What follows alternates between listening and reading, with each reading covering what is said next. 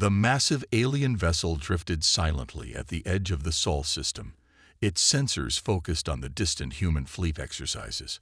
On its bridge, High Commander Dox of the Galactic Council straightened his scaled neck, watching the holographic display with growing amusement. "These are their warships," he rumbled, pointing at the collection of dots moving in formation. "They're barely larger than our scout vessels." His second-in-command, Officer Krell, checked the readings again. "Confirmed, sir. The largest human vessel measures only 300 units in length.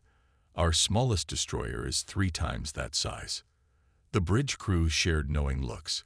They had visited hundreds of developing civilizations, but none had ever tried to defend their space with such tiny ships. It seemed almost cute, like watching children play with toys. Meanwhile, on Earth's lunar defense base, Commander John Reed stood before a wall of monitors, his weathered face illuminated by their blue glow. The base's advanced sensors had detected the alien observation vessel hours ago, but he had ordered his fleet to continue their exercises, as if nothing was wrong. "They're still watching us, sir," reported Technical Officer Mark James, his fingers moving across the control panel. "Their ship is maintaining position just beyond Jupiter's orbit." Reed nodded slowly, a small smile playing at the corners of his mouth. "Let them watch. How many times have we seen this pattern?" 17 times in the past month, sir," James replied. "Different alien vessels, same behavior. They come, they observe, they leave looking rather pleased with themselves." Reed walked to the main viewport, looking out at Earth shining in the distance. Humanity had learned many hard lessons during their expansion into space. Chief among them was the need for efficiency. While other species built ever larger ships, humans had focused on making their technology smaller and more powerful. The lunar base's eye assistant, ARIA, spoke up. "Commander, I'm detecting transmission signals from the alien vessel. They appear to be sending data back to their command." "Let me guess," Reed said. "Detailed scans of our fleet." "Correct. Their message includes several references to size comparisons and what appears to be dismissive language." Reed turned to address the command center staff. "Ladies and gentlemen, it's happening exactly as we predicted. The Galactic Council is doing what every other advanced civilization has done, judging us by their standards." He walked to the central holographic display, bringing up images of human fleet designs. Each ship was a masterpiece of compact engineering. What the aliens couldn't see were the quantum computers packed into spaces the size of coffee makers, the microfusion reactors that generated more power than the aliens' massive engines, and the advanced AI systems integrated into every system. "They see our ships and think we're primitive," Reed continued. "They don't understand that humanity's greatest strength has always been doing more with less." Back on the alien vessel, High Commander Dox was preparing his report to the Council. "Species: human. Threat level: minimal. Their entire fleet could fit in one of our carrier bays. Recommendation: classify as a minor civilization, suitable for future integration into the Council's protective services." Officer Krell added a note to the report. "Their vessels show basic shielding and propulsion technology, but nothing that suggests advanced warfare capabilities. They appear to be at least 3 centuries behind current Council standards." As the alien ship prepared to leave, Reed received a priority message from Earth Command. He read it twice, then turned to his staff with a serious expression. "It's official. The Council is moving forward with their protection plan. They'll be back in force within the month, expecting us to submit to their authority." He paused, looking at each face in the room. "Initiate Protocol Omega. It's time to show them why size isn't everything." Throughout the lunar base, lights dimmed as power was diverted to hidden systems. Deep within Earth's orbital shipyards, engineers began final checks on weapons that no alien race had ever seen. Humanity had spent decades preparing for this moment, and soon the Galactic Council would learn a valuable lesson about underestimating those they considered primitive. The game was about to begin, and humanity was playing for keeps. The Great Hall of the Galactic Council buzzed with laughter as High Commander Dox presented his findings. Massive screens showed images of Earth's fleet, looking tiny compared to the Council's mighty warships. As you can see, Dox said, gesturing to the displays, their largest vessel is smaller than our medical ships. These humans think they can defend their territory with these toys. More laughter filled the chamber. Admiral Jex, leader of the Council's military forces, stepped forward to examine the scans. His 6 eyes narrowed as he studied the images. Have we confirmed their weapon systems? Basic laser technology, primitive shields, Dox replied confidently. Nothing that could threaten even our smallest ships. Meanwhile, in Earth's orbital shipyard, Technical Officer Mark James walked through the testing chamber of humanity's newest vessel, the EDF Wasp. Despite being only a quarter the size of alien ships, it housed technology that would make those same aliens pause in fear, if they knew about it. Run the cloak test again, James ordered, watching as the ship's outer hull seemed to shimmer and fade. The new quantum stealth system worked perfectly, making the vessel nearly invisible to all known scanning methods. His tablet buzzed with an incoming message from Commander Reed. Council meeting in progress. They took the bait. Prepare for Phase 2. James smiled, remembering how carefully they had planned this. For years, humans had shown the aliens exactly what they expected to see, small ships with seemingly basic technology. The truth was far different. In the council chamber, military analysts from 12 different species argued about how to handle Earth. We should simply move in and take control, said General Orcs, his metallic scales gleaming. Show them our power. They'll surrender immediately. Agreed, rumbled Captain Vex. Their tiny ships prove they're still primitive. It's our duty to guide lesser species. A junior analyst raised her hand. But sir, what about their industrial capacity? They build ships quickly. Small ships mean small factories, Orcs laughed. They're no threat. Back on Earth, Commander Reeves stood in the hidden command center beneath the Rocky Mountains. Around him, hundreds of operators monitored real-time data from cloaked satellites spread throughout Council space. Every alien transmission, every ship movement, every military secret, all flowing into Earth's quantum computers. Sir, called out Lieutenant Brown, Council forces are mobilizing. Looks like they're preparing for a show of force. Reed nodded. Right on schedule. How many ships? 20 of their capital ships. They think it'll overwhelm us. Reed walked to the main tactical display, watching red dots representing Council vessels begin to move. They had no idea that every ship was being tracked by microscopic quantum sensors that Earth had secretly attached to their hulls over the past year. In his private office, James reviewed the final checks on Earth's fleet. Each primitive ship actually contained technology far beyond anything the Council had imagined. Microfusion reactors provided nearly unlimited power. Advanced AI systems could make combat decisions in nanoseconds. And the new quantum weapons, James smiled at the thought. All ships report ready, Araya announced. Weapon systems are masked. Council scanners will only detect our old laser banks. Perfect, James replied. They see what they want to see. A primitive species with weak ships. The council meeting concluded with a unanimous vote. Earth would be given one chance to surrender peacefully and accept council protection. If they refused, the mighty council fleet would demonstrate their superior power. As the alien leaders congratulated themselves on their wise decision, Commander Reed sent a fleet-wide message. The council has taken the bait. They're coming to protect us. Remember your training.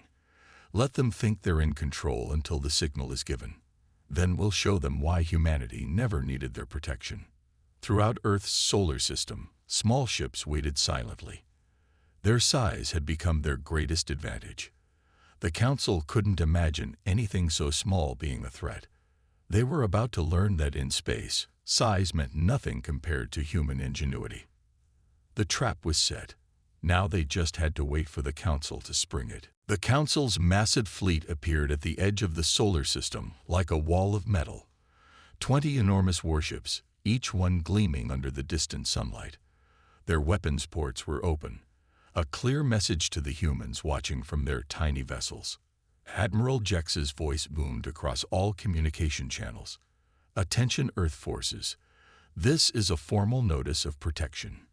Your space now falls under Council authority. Surrender your ships and prepare for integration." On the bridge of the HFY, Captain Miller leaned back in his command chair, purposely waiting 30 seconds before responding. Every moment of delay would make the Council forces feel more superior, more certain of their victory. "This is Captain Miller of Earth Defense Force," he finally answered, letting a slight tremor enter his voice. "Your ships are very impressive, Admiral." The alien commander's laugh echoed through the speakers. "Of course they are. Now, move your toy ships aside. We'll begin by establishing a base in your asteroid belt." Miller glanced at his tactical display. The real one, hidden from alien scans, showed hundreds of quantum sensors tracking every inch of the Council ships. He could see their shield frequencies, their weapon power levels, even the alien crews moving inside their vessels. "Sir," his communications officer whispered, "Commander Reed's signal just came in. Plan is active." Miller nodded, then spoke to the aliens again. "Admiral, we need time to consult with Earth government. Please hold position." "You have 1 hour," Jex replied. "After that, we move forward with or without your cooperation." In the Rocky Mountain Command Center, Commander Reed watched the situation unfold. The Council fleet had positioned itself exactly where Earth wanted, spread out in an attack formation that would be devastating against primitive ships. "Status report," Reed called out. Lieutenant Brown responded from his station. "All Council ships are inside our quantum net. Their sensors still show our old defense grid. They have no idea about the new systems. And our ships. In position, sir, looking small and harmless, just like they expect." Reed permitted himself a small smile. The Council's arrogance had made this almost too easy. They were so convinced of their superiority that they hadn't even considered why Earth's ships were positioned in such a specific pattern. Back on the Council flagship, Admiral Jex reviewed the tactical displays with satisfaction. The human ships looked pathetically small against the backdrop of space. His sensors showed their weak weapon systems, their basic shields. It would be like swatting insects. "Sir," one of his officers reported, "the humans are moving their ships. They appear to be retreating." Jex rumbled with amusement. "They finally show wisdom. Perhaps this will be easier than we thought." But on the HFY, Captain Miller was executing a very different plan. Each human ship was moving into precise positions, creating what looked like a disorganized withdrawal. In reality, they were forming a complex three-dimensional grid. "All ships report ready," Miller's tactical officer announced. "Quantum systems are charged but masked. The Council still sees only our surface weapons." Miller opened a channel to all Earth ships. "Remember your training. Let them think they're in control. Wait for the signal." The Council fleet began to advance, their massive ships moving forward with unstoppable confidence. They didn't notice how the human vessel's retreat had drawn them into a perfect kill box. They didn't realize that each tiny ship was actually a point in a massive energy web. Commander Reed watched the timer counting down. In 5 minutes, the Council fleet would cross the invisible line, and humanity would reveal its true power. Years of planning, of letting the aliens think they were primitive, were about to pay off. "Send the final warning," Reed ordered. "Give them one last chance to turn back." But he knew they wouldn't. The Council's mockery of humanity's tiny fleet had sealed their fate. Soon they would learn that sometimes the smallest opponent could be the most dangerous. The trap was about to snap shut. The Council fleet crossed the invisible line. Admiral Jex stood proudly on his bridge, watching the human ships scatter like leaves in the wind. Their tiny vessels looked even smaller now, against the backdrop of his mighty warships. "Launch fighters," he commanded. "Let's show these primitives what real space combat looks like." Hundreds of alien fighter craft poured from the massive carrier ships, their engines glowing bright against the darkness of space. They formed perfect attack patterns, just as they had done in 1,000 battles before. But on the bridge of the EDF Wasp, Captain Miller watched calmly as the alien fighters approached. His ship's true sensors tracked every fighter's movement with perfect clarity, while letting the aliens think their approach was undetected. "All ships, hold position," Miller ordered quietly. "Let them get closer."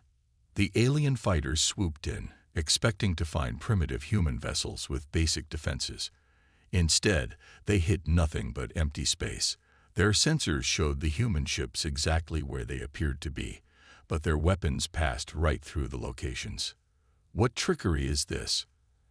Admiral Jex demanded, watching his first wave of fighters miss completely. That's when Lieutenant Wilson's squadron made their move. 10 small human ships, previously hidden by their quantum cloaking systems, appeared behind the alien fighter screen. Their real weapons, not the weak lasers the aliens had detected, powered up. "Execute Pattern Delta," Wilson commanded. The human ships moved with impossible speed and precision.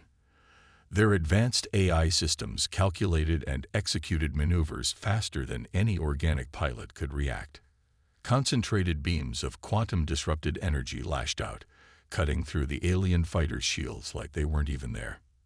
In the Rocky Mountain Command Center, Commander Reed watched the battle unfold. "Begin Phase 2, he ordered. Throughout the battlefield, humanity's true technology revealed itself. The small ships that the Council had mocked suddenly demonstrated their real power. Shields that could absorb any known weapon. Engines that could turn and accelerate faster than alien targeting systems could track. Impossible. Jex roared as his fighter squadrons were decimated. "Their ships. They're too fast. Too strong." Captain Miller's voice came over the command channel, calm and clear. "Admiral Jex, this is your final warning. Withdraw your forces immediately." But the Council commander's pride wouldn't let him retreat. "All capital ships, open fire. Full spread. Destroy these impudent humans." The massive alien warships fired their main weapons. Energy beams and plasma torpedoes filled space, enough firepower to destroy a small moon. They expected to see the tiny human ships vaporized instantly. Instead, the human fleet seemed to dance between the shots. Ships that should have been too small to survive such an assault moved with perfect coordination. Their formation shifted and flowed like water, making the mighty Council weapons look slow and clumsy. "Show them," Miller commanded. Every human ship activated their quantum weaponry simultaneously. The energy web they had created came to life. Space itself seemed to ripple as concentrated beams of power lanced out from the small vessels. The aliens watched in horror as their supposedly superior shields crumbled. The human weapons, packed into ships they had dismissed as toys, cut through their best defenses like paper. "How?" Jex whispered, watching 3 of his mighty warships crippled by vessels a fraction of their size. "How can they be this powerful?" In the command center, Reed allowed himself a small smile. "Send the explanation they asked for." Throughout the Council fleet, screens came to life showing technical readouts of the human ship's true capabilities. The quantum reactors that powered their weapons, the AI systems that made their movements perfect, the advanced shields that made their small size an advantage rather than a weakness. "Size isn't everything, Admiral." Miller's voice came again. "Perhaps next time you'll look closer before judging a species by their ships." The battle was over almost as quickly as it had begun. The mighty Council fleet, which had arrived to show their power, now hung in space, battered and humbled by the very ships they had mocked. Humanity's tiny fleet had just changed the galaxy forever. Admiral Jex stared at the wreckage of his once proud fleet. 3 of his largest warships drifted powerless in space, their mighty engines silent. 5 more showed severe damage from weapons that shouldn't have existed. and those tiny human ships still darted between his remaining vessels, like wolves circling wounded prey. "Full report," he demanded, his voice shaking. His science officer looked up from the readings with disbelief. "Sir, they're ships. They're not primitive at all. Each one contains technology we thought was impossible." On the HFY, Captain Miller watched the alien fleet's confusion with satisfaction. "Time to show them everything," he ordered. "Drop all cloaking. Let them see what they're really facing." Across the battlefield, the human ships revealed their true nature. Hidden weapon ports opened. Quantum shields flickered into visible range, showing protection systems far beyond Council technology. Each small vessel now glowed with power readings that matched or exceeded the alien warships many times their size. "Attention Council forces," Miller broadcast. "Those readings you're seeing, they're real. Every ship in our fleet carries a microfusion reactor that could power one of your cities. Our AI systems make combat decisions 1,000 times faster than your crews. And our quantum weapons, well, you've seen what they can do." In the Rocky Mountain Command Center, Commander Reed received urgent messages from across Council space. Their hidden sensors showed alien fleets everywhere scrambling to respond to this unexpected threat. "Sir," Lieutenant Brown reported, "the Council's home fleet is mobilizing. They're calling for reinforcements." Reed nodded calmly. "Show them why that's a bad idea." Throughout Council territory, previously invisible human satellites activated. Quantum sensors that had been gathering intelligence for years revealed themselves. The aliens suddenly realized that humanity had been watching them all along, learning their weaknesses, understanding their technology. Back in the battle zone, Technical Officer James coordinated the final demonstration. "All ships, initiate Protocol Omega." The human vessels began to move in perfect synchronization. Their small size, combined with advanced propulsion systems, let them perform maneuvers that the larger alien ships couldn't hope to match. They wove complex patterns through space, their quantum shields creating a dazzling light show. "Impossible," Jex whispered, watching his sensor readings. "Their acceleration, their power levels. How did we miss this?" The answer came from Commander Reed himself, broadcasting to all Council frequencies. "You missed it because you wanted to miss it. You saw small ships and assumed primitive technology. You never asked why we built them this way." As if to emphasize his point, the human ships demonstrated their full mobility. They could stop and reverse direction instantly, their advanced inertial dampeners protecting their crews. Their weapons tracked targets with perfect accuracy, guided by AI systems that could predict movement patterns before they happened. "You built bigger ships," Reed continued, always thinking that bigger meant better. "We built smarter, more efficient. Every cubic inch of our vessels contains technology you thought was theoretical."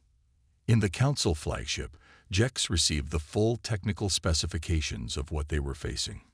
Each human ship carried quantum computers that could process battle data instantly, fusion reactors that generated more power than alien stations, shield systems that adapted to any weapon, AI controls that made human reflexes seem slow, and weapons that could bypass any known defense. The alien commander finally understood. They hadn't found a primitive species with toy ships. They had stumbled upon humanity's carefully laid trap, walking right into it with their arrogance. "Your surrender would be appreciated." Miller's voice came again, almost gentle now. "We'd rather not damage any more of your ships." Jex looked at his proud fleet, now humbled by vessels they had mocked hours earlier. His mighty warships, designed to intimidate through size alone, had been outmaneuvered and outfought by ships they could have carried in their landing bays. The age of bigger is better had just ended. Humanity's tiny fleet had changed the rules of space warfare forever. Admiral Thompson stood on the bridge of the EDF Hornet, Earth's newest command ship. Though only a third the size of a Council vessel, it housed more firepower than their entire battle fleet.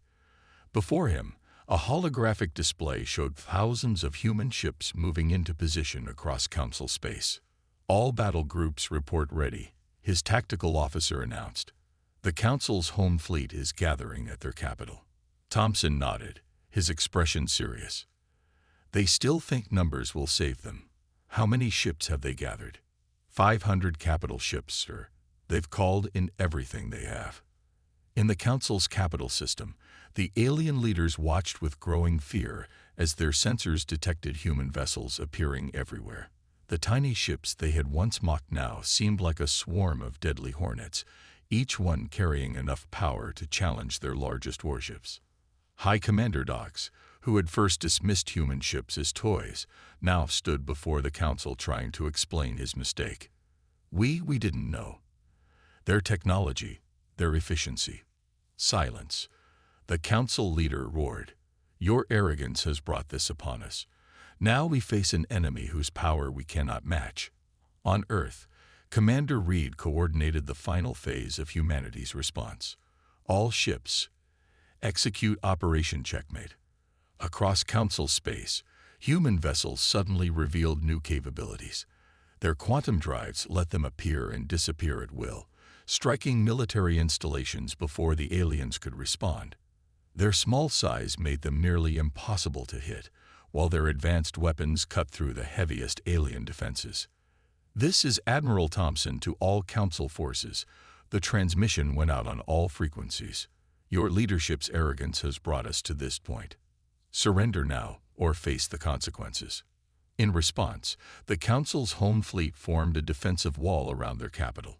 500 massive ships, a display of power that would have terrified any other species. But the human fleet wasn't impressed. "They never learn," Thompson sighed. "All ships, combat pattern Delta. Show them why size doesn't matter." The human vessels moved like a single organism, their AI systems coordinating every action perfectly. They slipped between the gaps in the Council's formation, spaces the aliens had left because they thought nothing could be small enough to use them. "Sir," a Council commander called out, "we can't target them. They're too fast, too small." The human ships struck from every direction. Quantum weapons stripped away alien shields. Advanced targeting systems found weak points that the Council didn't even know their ships had. The massive alien vessels, designed to intimidate through size alone, found themselves helpless against opponents they could barely track. In the Rocky Mountain Command Center, Reed watched the battle unfold. "Status report. Council fleet is in chaos, sir," Lieutenant Brown replied. "Their formations are breaking. They've lost a third of their ships, and the rest are starting to retreat." Throughout Council space, the story was the same. Human vessels appeared wherever they weren't expected, their tiny size allowing them to slip past defensive grids designed to stop large warships. Military bases fell silent as quantum weapons disabled their systems. Communication networks went dark as human AI systems took control. Admiral Thompson opened a channel to the Council capital. "Your fleet is defeated. Your defenses are broken. Will you surrender now, or should we continue?" On the Council screens, tactical displays showed the horrible truth. Their mighty empire, built on the assumption that bigger meant better, had been completely outmaneuvered by ships they could have stored in their cargo holds. We surrender." The Council leader's voice trembled. "Humanity's victory is complete." Thompson allowed himself a small smile. "A wise choice. Perhaps now you understand. True power isn't about size. It's about how you use what you have." As the Council's remaining ships powered down their weapons, humanity's tiny fleet took up positions around every major alien world. They had changed the balance of power in the galaxy not through brute force, but through superior technology and tactical thinking. The age of the massive warship was over. The era of human innovation had begun. 1 month after the surrender, the Great Hall of the Galactic Council looked very different. Human ships, once mocked for their size, now patrolled outside the massive windows. Their presence served as a constant reminder of how badly the Council had misjudged Earth's capabilities. Commander Reed stood before the assembled alien leaders, his simple blue uniform a stark contrast to their elaborate robes. Behind him, A holographic display showed the new reality of space warfare. Human vessels effortlessly outmaneuvering ships many times their size. The peace treaty is simple, Reed announced. Earth doesn't want your territories. We don't want to rule your worlds. We only ask for respect and recognition of our technological achievements. The council leader, humbled by recent events, nodded slowly. We have learned our lesson, Commander. Size and power are not the same thing. In Earth orbit, Captain Miller led a tour of the HFY for a group of alien military officers. Their expressions showed amazement as they saw how much technology humans had packed into such a small space. This engine room powers our entire ship, Miller explained, gesturing to a fusion reactor smaller than an alien cargo container. More efficient than anything you've built, and a tenth of the size. One alien officer touched the reactor's casing with a trembling hand. We always thought bigger reactors meant more power. How did we miss this?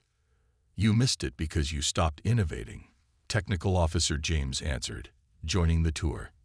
You assumed you knew everything about space technology. We kept pushing boundaries, finding ways to do more with less. Throughout the galaxy, other species began studying human engineering. The age of massive warships was ending. Everyone wanted to know how Earth had packed so much power into such small packages. At the Rocky Mountain Command Center, Lieutenant Brown showed Admiral Thompson the latest reports. Sir, 17 species have requested technical assistance. They all want to learn our miniaturization techniques. Thompson smiled. Approved with proper safeguards. Let's show them that cooperation is better than competition. The changes spread quickly across known space. Alien shipyards began breaking down their massive vessels, replacing them with smaller, more efficient designs based on human principles. Trade routes once guarded by giant warships now saw patrol groups of compact, advanced vessels. Look at this, James said to Miller, showing him images from across the galaxy. Everyone's copying our designs now. Remember when they called our ships toys? Miller nodded, remembering the Council's mockery. Now they understand. True advancement comes from innovation, not intimidation. In the Council chamber, Reed signed the final peace treaty. Its terms were generous. Humanity would share some of their technology, helping other species advance. In return, Earth would be recognized as a leading power in galactic affairs. A new age begins today, the Council leader announced. One where we judge civilizations not by the size of their ships, but by the innovation of their ideas. As Reed left the chamber, he passed the spot where High Commander Dox had once laughed at images of Earth's fleet. Now, a new display showed the true power of human engineering. Quantum computers smaller than a fingernail, fusion drives that could fit in a cargo pod, and weapons that could outperform anything built before. Sir, his communicator chirped. The first joint human-alien engineering project is ready to launch. They're calling it the Galaxy-class patrol vessel. Reed smiled. The new ship combined the best of both worlds, human efficiency and alien experience. It represented everything they had fought for. Not dominance, but progress. Above the Council world, Earth's tiny fleet stood guard, their presence now commanding respect rather than mockery. They had changed not just space warfare, but the very way species thought about technology. The galaxy had learned an important lesson. Never judge a civilization by the size of their ships. Sometimes, the smallest vessels could hide the greatest power. In the end, humanity's victory hadn't come from brute force or overwhelming numbers. It had come from something far more powerful, the drive to innovate, to improve, and to never stop pushing the boundaries of what was possible.